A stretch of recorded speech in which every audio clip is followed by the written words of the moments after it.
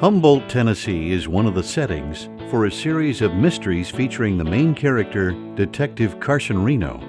It's also the hometown area of the author, Gerald W. Darnell.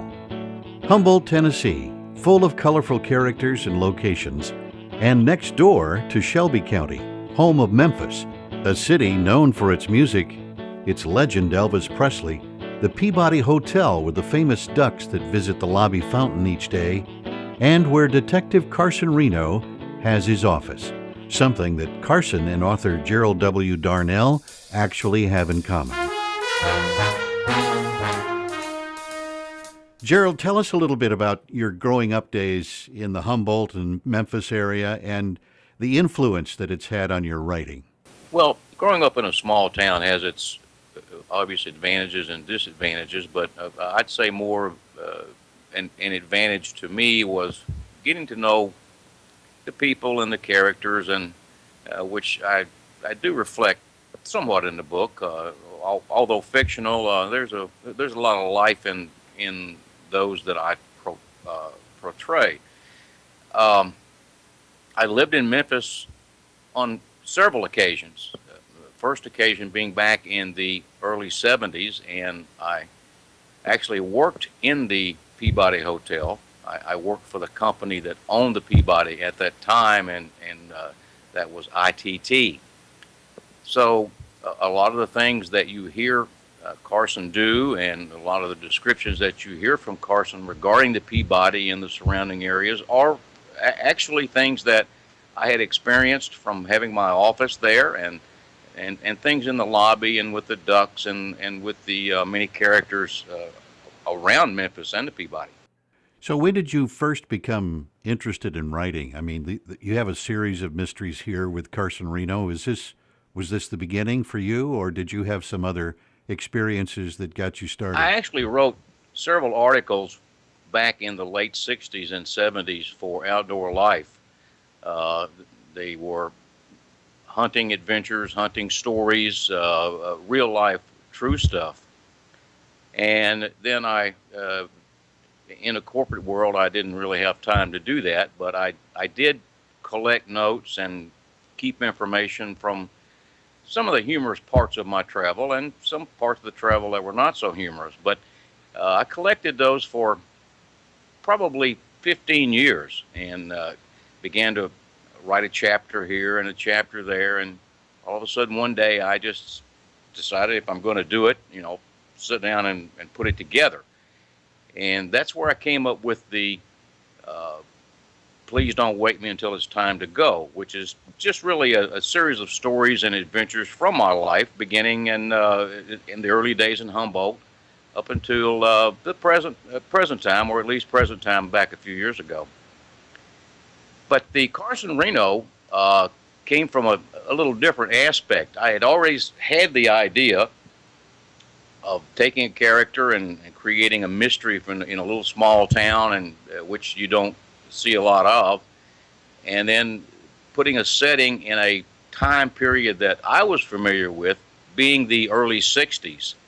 And from that, Carson was born, and I solicited a lot of my friends who portray characters in the book for ideas and inspiration, and it just took off from there. Now, did you have some favorite books growing up or authors that sort of influenced your style of doing a mystery that's in this setting? Well, yeah, I think we all did. I mean, even as a little boy, I would write little Western stories for my grandmother and, print them out with big print. But I was always a Perry Mason fan. I was always a mystery fan. And but the opportunity that I had in the corporate world, it put me on an airplane and traveling a lot. And I read a lot of books. Rich, I can't even tell you how many hundreds of books I did read. Most of them in the attic now, and we laugh when we pull one down because they all have my boarding passes in them. I used for bookmarkers all over the years, and I really enjoyed reading a book before I saw the movie. And in fact, if I saw the movie first, I probably would not read the book. So you graduated or attended the University of Tennessee. Did you study writing there at all, or anything about drama or creative works? No, I didn't. I was a marketing and management major, and I really did very little work other than school work and what I had to do from a writing standpoint while I was in college. I didn't really do any there. It's 9 in the series of the Carson Reno Mysteries now. Is that right? There are 9 published, yes, and I have another one coming out this summer. So we had the chance to produce the audiobook for you for Killer Among Us. Give us a little thumbnail sketch of what the story's about and how you came about to write that particular story. The idea of a witness protection program and being located to a small town like Humboldt, and then crossing back over the line and going back into the world of the mafia world as we know it, and getting himself in back in trouble there. But as with all the books, I use locations that are real and stories that that are not, but they do fit with the with the time and the characters. The style of the mystery reminded me a lot of the old radio shows back in the 1940s and 50s. Did you listen to those growing up? And I still do, Rich. I have a satellite radio in my vehicle, and when I'm traveling, I listen to the old time radios and the old time mysteries. And in fact, I used to record a lot of them when the old CBS Mystery Theater was on. I would listen to those, and I guess that's where a lot of my ideas came from. I really don't know. As you were thinking through the process of this story, had you had any conversations or experience with any law enforcement people on the subject of witness protection, or can you tell us? Well, yeah, I can. Some of the characters in the Carson Reno Mysteries are no longer with us. The sheriff that we portray is Leroy Epsy. He's no longer with us, but I do have a friend that is a retired Tennessee Highway patrolman. His name is Chip Miller, and in the books you will see him as Chip Falstaff, and he gets a kick out of that. But yes, I did talk to Chip a lot about that, and kind of and as I think it says somewhere in the book, this probably happens more than we really know about. Now, the new book that's coming out, is there a title for that yet? Yes, it's called The Fingerprint Murders. Is there any kind of continuation from previous books, or is it a completely separate story?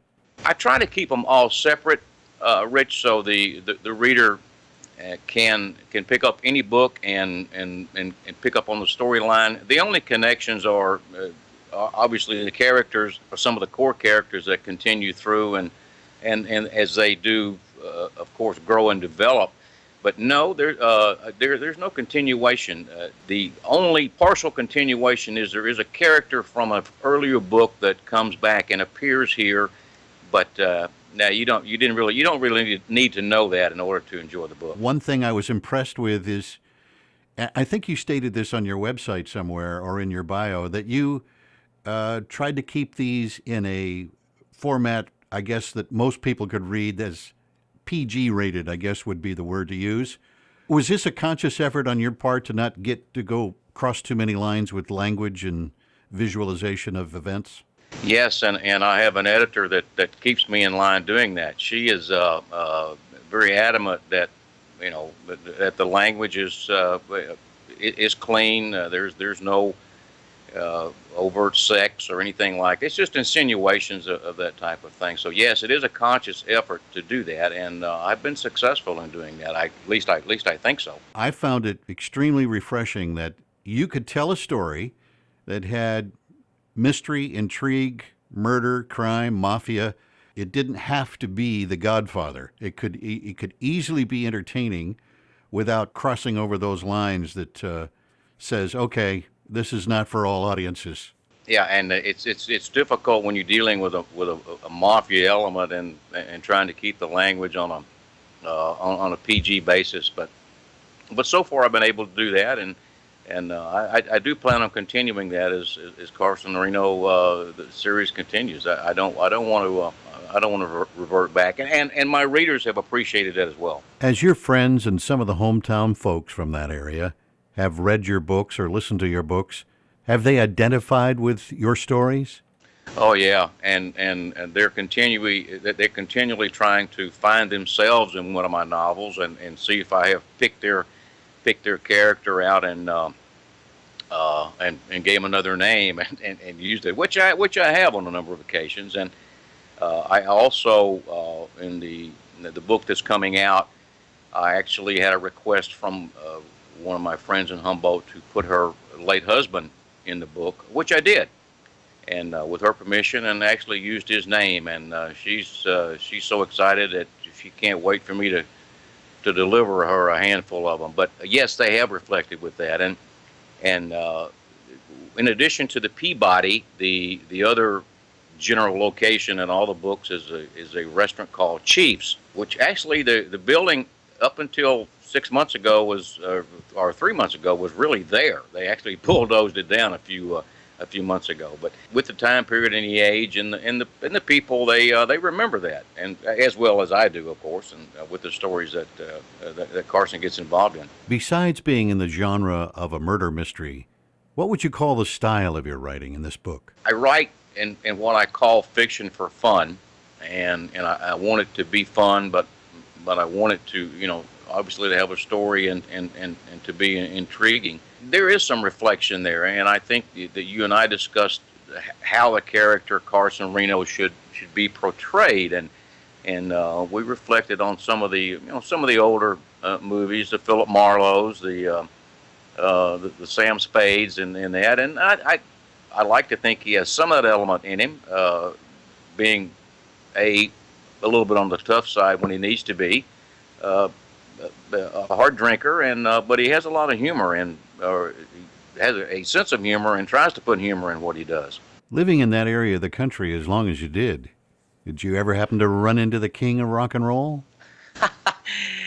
He did stop in Humboldt once or twice, I understand, and I've seen some photos of him being there, and then when I lived in Memphis, he was certainly alive and was there on what's now Elvis Presley Boulevard. So I was close and traveled by his home on various occasions, but I never really did meet him, no.